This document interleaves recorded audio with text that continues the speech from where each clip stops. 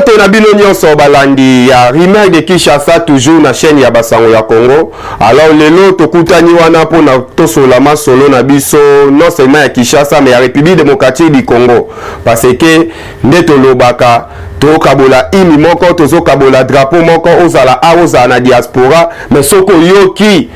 o bombi moko ekwei na Kingasani o raisonner mbala moko mama leki atekaka ndunda na wenze wana ya bambila. Alors tozaka na droit toyeba réellement nini ezoleka na mboka na biso surtout na côté tali politique. Pourquoi politique? Parce que politique ndeza clé nde balobaka soko elandi politique te politique ekolanda yo. Awa tozo vivre biso moko toza ba victime ya eloko toyebi mutuna makolo te guerre ya Russie na Ukraine mais okebo ekabire marti okebo bayebi si yo ke nini blezo mona na te lipa tokomi kosala ngo ya manioko. D'ailleurs na moni lobi ministre ya industrie Julien Paluku na moni Julien Paluku lobi na quelques boulanger bazo sala na minute lipa ya manioko. Donc pour mona ke biloko na bango kuna ekomeli biso awa politique na bango donc influencer monde entier. Donc ce qui ya bango kuté zo influencer bongo ya biso moko. C'est-à-dire to zalaka na droit ya kobwaka moi toyeba nini ezoleka kuna na mboka parce que mboka neza mboka na yo mboka neza mboka na yo. So yoki yo avion moko boye kwei na Maroc mutema vraiment ko sala o pasité mais so yoki atoza na poto yoki bo avion moko boye sala side kwei na Kingasani o raisonner directement mama ndeki atekaka mbila na Kingasani kuna tika na benga. C'est-à-dire tozalaka na droit toyeba oyo ezoleka na mboka na biso boyebi na mboka na biso na mindeto lobaka Congo munene makambo munene makambo ezalaka te. Donc vu Congo eza munene makambo pe eza minene esenga ipe tozala pe na président ya munene poisi isape makambo ngo ya minene. Alors awa tolobela ba dossier ya justice sécurité tozo mo ba dossier moi ebele tokotia pe moi mungu na pilipili kaka ndenge ezalaka parce que boyebi ndenge lobaki awa mbutu ekoti surtout kuna na côté ya sécurité ya justice parce que loko oyo atabiso moko boye tozoyeba ngo te tofandi kaka boye bu bakangi parlement debout ba Vital Kamerhe babimisi tu ko comprendre que donc batu oyo banyi basakana na base parce que le seul loko oyo lingaki eyindisa na terrain ilingaki za la base du il faut bokanga base monoko. Donc Vital Kamerhe abimi mais jusque là ministre ya justice oyo biso kutu déjà to bandai déjà ko soupçonner bandakala que mama wana za malili ngai te soki to zongi le 6 juin lettre oyo président ya conseil d'état papa na biso Vundwa Wete Pemako lettre oyo akomeli chef de l'état le 6 juin alobini na lettre wana que président de la république accuse ministre ya justice qui aza ko interférer na ba dossier mususu wana ngai te Vundwa o lettre akomaki le 6 juin pour dire que makambu mususu ezotambola eza yango te il faut leka ekende na ndenge wana. Alors liti ya bitumba ya président de la république eza état de droit soki na 2019 na août Fati a se retrouvaki na kati ya Tokyo fara na empereur japonais à l'époque Naruhito eloko liboso félicitaki chef de l'état alobaki non cet homme est différent na ba président nyonso na yamba parce que na une année ameki kotia justice na mboka na eloko oyo ezalaka te. Alors justice nde yango moni eloko oyo epesi président poids même na niveau ya libanda mais il y a certaines personnes oyo balingi banui ye c'est-à-dire babebisa eloko oyo etomboli ye parce que boyebaka na lobaka bien na eloko nyonso babandaka toujours quelque part ata kotanga 1 tina 10 obanda toujours na 0 1 2 tina 10 ndenge moko pe na pays na biso esengaki toujours fati pe il faut banda quelque part parce que toza na devise moko boye justice paix et travail akoki kobanda makambo nyonso nzela moko te azosala travail justice nini na nzela moko donc aponaki abanda na justice parce que nde tolobaka yaki kokuta aozalaki compétition ngai te président lobango ne se passe na 2020-2019 na Beni ntango akenda kuna mwa une semaine devant journaliste Christian Lusakweno le chef de l'état lobaka vérité alobi na ye kokota na pays na se rendre compte ke kimoyibi na ye kokuta ata ngai moko ezolekela ngai donc président zo reconnaître ke ye kokuta niveau ya kimoyibi donc il y a degré mosusu parce que Kabila akomisaki donc eloko wana lokola compétition pour ozwa promotion à l'époque à Kabila il faut yibala rebelle ya moi bato mosusu bavandaki kozala étonné omona oh bolandi DG moko boya on a tra détourner mbongo oh bolande bokanga ye mais bokanga ye te botali boye basotise na OCC botali boshapa détourner mbongo ya courant na parlement botala boye akomi ministre intérieur donc politique na bango ezalaki bongo donc yiba omata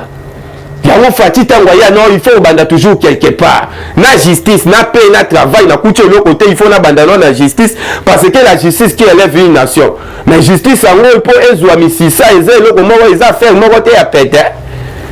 talaka koyokuta bamiyibi baza na expérience ya mobutu 32 eza baisi 18 ans donc 50 ans d'expérience à Kimoyibi au côté de justice moko boya une année 2 à 3 ans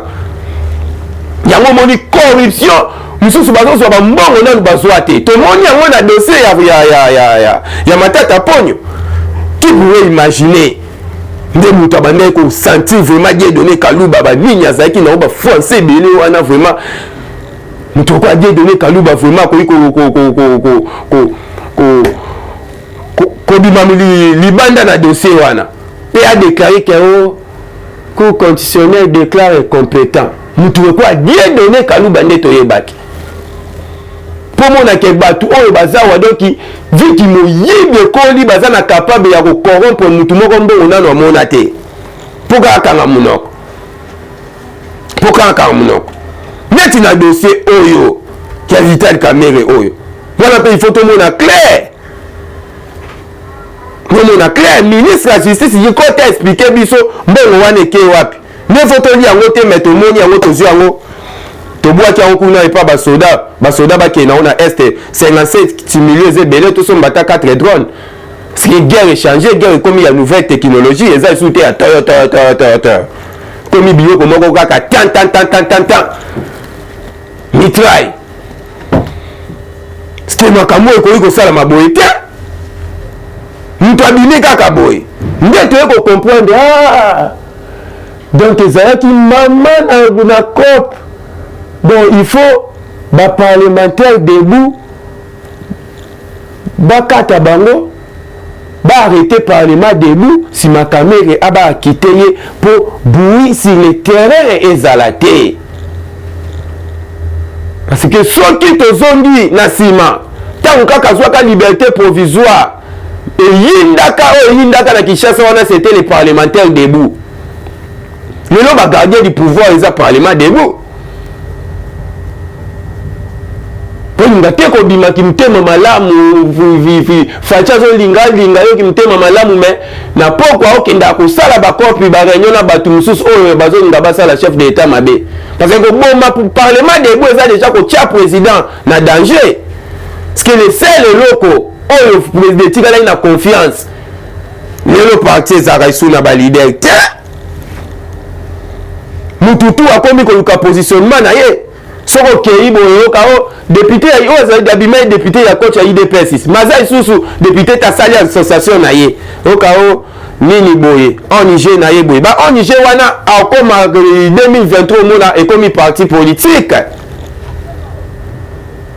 moko député longtemps akombota bimaki na tiangu na élection utoleka autoleka na boso na politique mais député ya IDPS atika jamais kotanga kombo ya IDPS na ya intervention na ye atalaka kombo ya ONG na ONG parce que IDPS etikala na bana ile seul loko etikala ikotanga kombo ya IDPS ezaki parlement debout o etibande kotanga kombo ya chef de l'état na IDPS parlement debout parce que bobomi yango au moment où banguna baza ko se renforcer lelo oyo na face na biso tokomi na ACP yango bila na face na biso isusu kabunda sombi permanence pourquoi basomba kaka face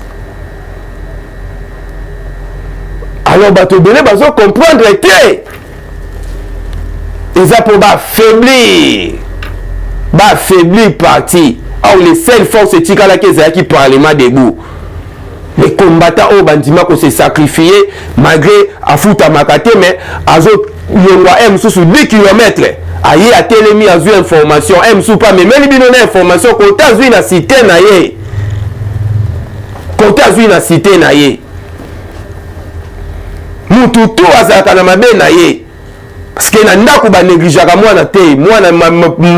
mwana wana aza boye bakoki konéglige ye te papa soki aza na baboti wi bana wana bango nyonso mpe bakozala ndenge moko te na oyo etali raisonnement bozala na mwana moko aza savant mwana moko alingi kaka bible mwana moko ye donc mbutu me baboyaka ete bango nyonso baza bana soki omoni lelo biso tout félicitation na bacommunicateur oyo ya parti nazomona président René nazomona maître Joël Kitenge nazomona pasteur Gili bao bakangi munoko te mpona kolobela moko na bango parce que Gilles aza frère na biso oza pouvoir na biso totikala jamais komona na époque ya Kabila bakangi béret rouge mais Chalet promené avec des revolvers un civil mais la tigala jamais kokanga ye oh Gilles eza ta na photo ta simbi lichette mais bokanga ye ko mbe humilier bongo ko humilier Gilles na niveau wana eza humilier ba parlementaire de nyonso soki biso moto opesa valeur na bana ndako te bongo FCC tala eloko wana nde FCC akomi kopanza ngo azoseka décision ya parlement debout ameli ba champagne tozana te mpona kosepelisa Rwanda tokosepelisa ye te ozwa décision moko mpo esepelisa Rwanda pourquoi bien rwandais tokangi bango na este maboko vidi te na moko na roquette moko na aka biloko wana bayaki nango wana ezali mpona nini baboma gorille de montagne to baboma bato mais tozwi bango na bapreuve de rwandais wana na minute oyo baza na Rwanda na minute oyo bazolia bien maintenant oyo ya biso adénoncer kaka kodénoncer okoma kohumilie ti na niveau wana banini ebele ya xénophobie papa Christophe Lutundu la ministre ya affaires étrangères aluta koloba ngo ke RDC eza ya baniveau wana ya baxénophobie te bato wane bazolinga balakisa biso xénophobie ya wapi Munongo oyo aza député na Lualaba oyo kutu alobaki batutu bayoki parce que député arepresentaka population atelemi alobi ke ekolo boye baza boye elo déclaration incendiaire mais la minute aza libre complexe ya niveau wana nini différence ya nini mpoka ye aza parlementaire asi Gilles aza parlementaire debout mpo behumilie na niveau wana obi un communicateur jamais akoki kokanga monoko na ye na dossier ya Gilles au moins ke ozala complice biso na biso malgré badifférence na biso jamais tokoki komiliana bitumba soki ye na palais ata mwana ya ndako wazaka kizengi akojoue pe rôle moko boye ata mbuza na mwana moko ya mbutu akosimba pe libanga mpona kodefendre papa na bango na minute oyo papa na biso eza Félix Tshisekedi papa na biso eza pouvoir na biso ya IDPS simba bugumba te osimbi parlement debout osimbi baintérêt na biso wana tolingango jamais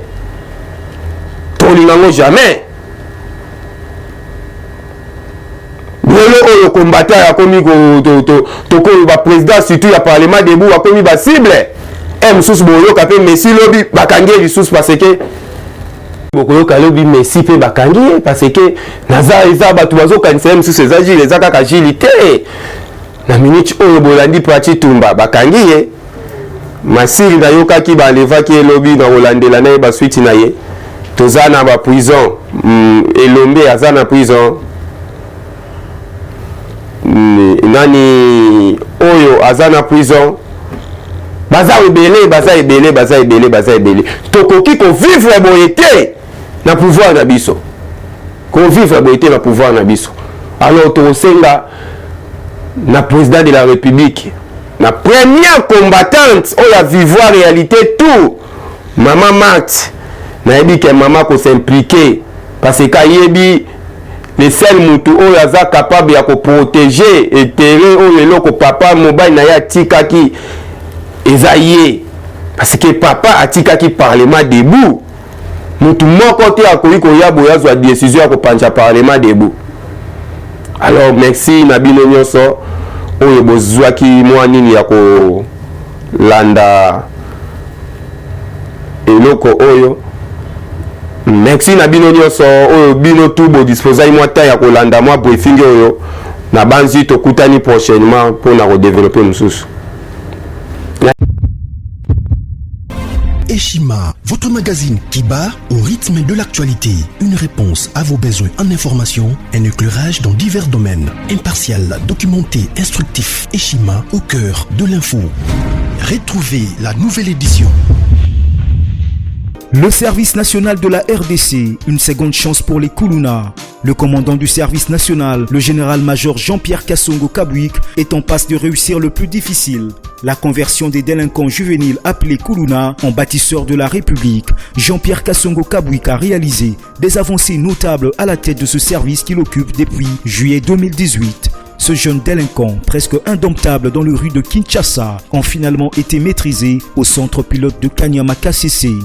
À ce jour, ils sont endoctrinés et formés à rendre service à la nation, à devenir utiles pour le pays. Au total, 2000 anciens Kuluna devenus aujourd'hui bâtisseurs ont perçu leur premier salaire après une période de 14 mois de formation dans plusieurs domaines, notamment la maçonnerie, la menuiserie et autres. Cette étape a concrétisé la volonté exprimée par le chef de l'État, Félix Tshisekedi, qui prône une autre méthode plus humaine pour l'encadrement de ce jeune brigand urbain et leur réinsertion sociale. Cela à travers la formation pour servir de main-d'œuvre au profit de la République démocratique du Congo. Dans un long entretien accordé à Eshima Magazine, le général-major Jean-Pierre Kassongo Kabouik explique le retour 4 ans après de la production agricole à Kanyama KCC. Dans cette interview exclusive, le commandant du service national égrène les réalisations de cette structure qui revient d'une longue léthargie. Il évoque l'expérience des cantines militaires et policières et révèle que son service paramilitaire mettra bientôt ses cantines à la disposition du campus universitaire en faveur des étudiants. Focus. L'équipe Mwakadi fait exploser le compteur. La DGI dépasse 200% des recettes fiscales au mois d'avril 2022, soit le triple réalisé en avril 2021. Une performance historique jamais réalisée au sein de cette régie financière. À lire également, les FARDC progressent de 5 places au monde selon le classement établi par Global Power. Analyse de l'état de siège décrété depuis 1 an dans les provinces de l'Ituri et du Nord Kivu. Découvrez également plusieurs autres sujets à lire dans ce nouveau numéro. Retrouvez l'intégralité du magazine Eshima dans les kiosques. Eshima Magazine, un nouveau standard d'information.